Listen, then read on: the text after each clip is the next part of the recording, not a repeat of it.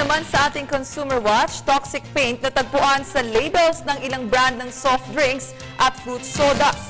Na ayon sa mga eksperto, ito ay dapat nating ikabahala dahil maaari itong magdulot ng masamang epekto sa ating kalusugan. Muling mo kaming balitaan, Jackie San.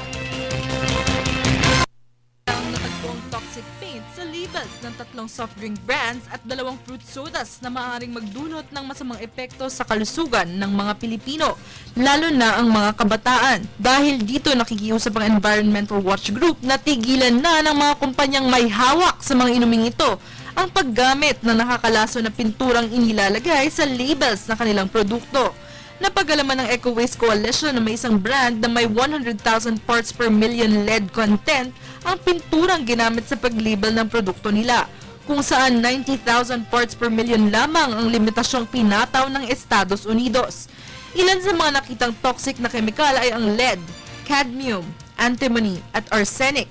Ang lead ay itinuturing na isang lason sa katawan kapag ito ay nalunok o nakain, kung saan pinupuntirya nito ang ating nervous system na konektado sa utak, spinal cord at retina.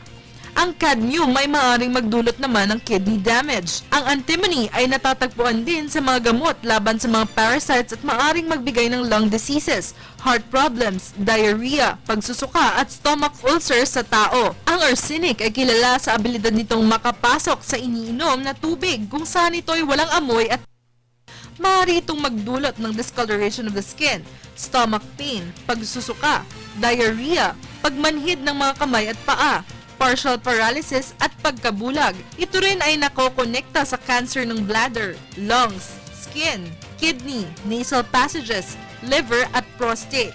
Kaya naman paalala sa publiko na maging maingat sa mga iniinom at kinakain na pagkain.